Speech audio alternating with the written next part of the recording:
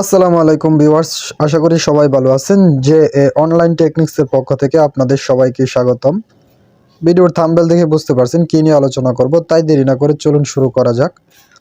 আপনার ফোনের জিমেল অন্য কেউ ব্যবহার করছে কিনা, অথবা আপনার জিমেল হ্যাক হয়েছে কিনা, অথবা আপনার জিমেলটি কয়টি ফোনে লগইন আছে, আপনি চাইলে কিন্তু সেটি দেখতে পারেন আপনার ফোনের মাধ্যমে। কাজটি কিভাবে করবেন আজকে সেই বিষয়টাই দেখাবো। জিমেল হ্যাক হলে কিন্তু আপনার গুরুত্বপূর্ণ তথ্য, অথবা আপনি এই জিমেল দিয়ে যদি কোনো প্রকার ID, Facebook ID, game ID ইত্যাদি খুলে রাখেন, তাহলে কিন্তু সেগুলা খুব সহজেই কিন্তু যে আপনার জিমেল হ্যাক করছে সে নিতে পারবে। তো সেই বিষয় থেকে আপনি রক্ষা পাওয়ার জন্য আপনার জিমেলটি কয়টি ফোনে লগইন আছে, অথবা আপনি জিমেলটি অন্য কেউ চালাচ্ছে কিনা সে বিষয়টাও দেখতে পাবেন। প্রথমে আপনি জিমেলে চলে যাবেন। জিমেলে চলে যাওয়ার পর আপনি জিমেলের উপরের দিকে আপনার জিমেল আইকনটি অথবা প্রোফাইল পিকচারটি দেখতে পাবেন। এখন আপনি এই প্রোফাইল পিকচারটির উপর একটি ক্লিক করবেন। এটার উপর ক্লিক করার পর আপনি প্রথমেই দেখবেন আপনার জিমেলটি, এবং যদি কোনো জিমেল অ্যাড করা থাকে তাহলে সেই জিমেলগুলো কিন্তু এই জায়গায় দেখাবে। আমার এই জায়গায় দেখেন নিচে কয়েকটি জিমেল দেখাচ্ছে, আমি নিরাপত্তার স্বার্থে এগুলো ডাকিয়ে রাখছি। এখন এই প্রথম জিমেলটা দেওয়া আছে, এটার নিচে দেখেন ম্যানেজ ইউর গুগল অ্যাকাউন্ট নামে একটি অপশন দেওয়া আছে। আমরা এখন এটার উপর একটি ক্লিক করব।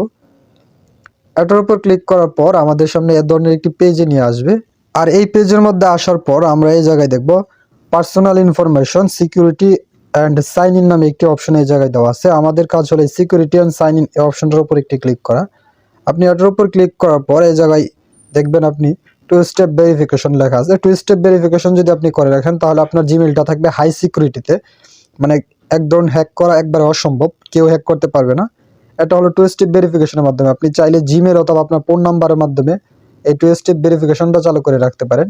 এটা যখন আপনি চালু করে রাখবেন এই টু স্টেপের উপর ক্লিক করার পর, তখন আপনি যে কোনো ফোনে যখন আপনার জিমেলটি, অথবা উইন্ডোজ ভার্সনে যখন আপনার জিমেলটি লগ ইন করতে যাবেন, তখন সরাসরি আপনার ফোনে একটি কোড চলে আসবে, এবং সেই কোডের মাধ্যমে কিন্তু আপনি এটাকে লগ ইন করতে হবে। মানে আপনার ফোন নাম্বার দিলে অথবা জিমেল দিলে সেই জায়গায় একটি কোড চলে আসবে, এবং সেই কোডের মাধ্যমে কিন্তু আপনি এই টু স্টেপ ভেরিফিকেশনটা চালু করলে এবং সেই জায়গায় জিমেলটা লগ ইন করতে পারবেন। এটা হাই সিকিউরিটির মাধ্যমে লগ ইন করতে গেলে এই ধরনের তথ্য আসে। একটু স্ক্রল ডাউন করে গেলে আপনি নিচ দিকে গেলে দেখবেন password, skip password when possible, এবং রিকভারি ফোন নাম্বার অথবা রিকভারি ইমেল এ ধরনের তথ্য দেওয়া আছে। আমি নিরাপত্তার স্বার্থে এগুলো ডাকিয়ে রাখছি।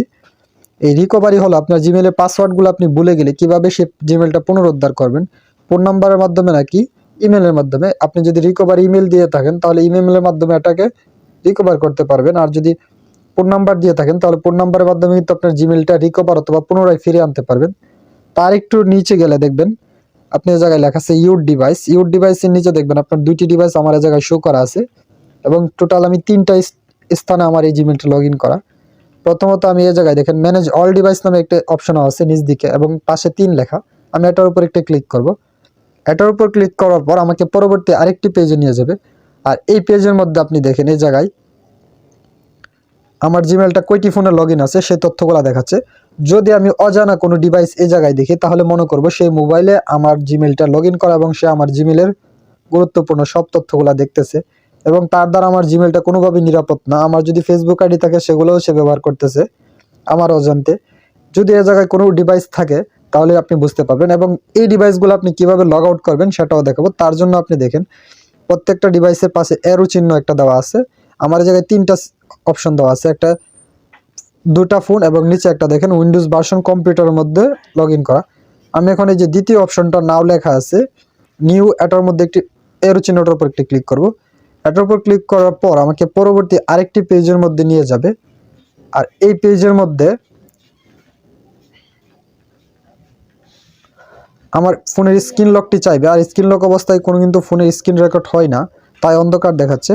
আমি এই জায়গায় আমার স্ক্রিন লকটি দিয়ে পরবর্তী পেজের মধ্যে যাব। যখন পরবর্তী পেজের মধ্যে যাব সেখান থেকে কিন্তু আমি এই ডিভাইসটা লগ আউট করতে পারবো। আপনার যদি ফোনে স্ক্রিন লক দেওয়া থাকে তাহলে সেই লকটা এই জায়গায় চাইতে পারে, আপনি স্ক্রিন লকটা দিয়ে দিবেন, অন্যথায় আপনার এই স্ক্রিন লকটা চাবে না। দেখেন আমার পরবর্তী পেজে নিয়ে আসছে, আপনার সরাসরি এই পেজের মধ্যেও নিয়ে আসতে পারে। এই জায়গায় দেখেন সাইন আউট, ফাইন্ড ডিভাইস, আপনি ডিভাইসটিকে খুঁজতে পারবেন ডিভাইসটি বর্তমানে কোথায় আছে। যদি ডিভাইসটি মধ্যে নেট চালু করা থাকে এবং সে আপনার জিমেলটা ব্যবহার করতেছে তাহলে ফাইন্ড ডিভাইসের উপর ক্লিক করে কিন্তু আপনি ওই ডিভাইসটা, যে ডিভাইসে আপনার জিমেলটা লগ ইন করা সেটা দেখতে পারেন। আপনার অজান্তে যদি কোনো ডিভাইস থাকে তাহলে আপনি এই পেজে আসার পর অথবা যে ডিভাইসটার উপর ক্লিক করার পর এই জায়গায় দেখেন সাইন আউট নামে একটি অপশন আছে। সাইন আউট করে দিতে পারবেন। লাস্ট কখন এটা লগ ইন হয়েছিল সেটাও দেখতে পাবেন। আমার এই জায়গায় দেখাচ্ছেন 21 ঘন্টা আগে আমার এটা লগ ইন হয়েছিল। ঠিক এভাবে আপনি আপনার জিমেল হ্যাক হয়েছে কিনা অথবা অন্য কোনো ফোনে লগ ইন আছে কিনা সে বিষয়গুলো জানতে পারবেন। আশা করি বিষয়টি বোঝাতে পেরেছি।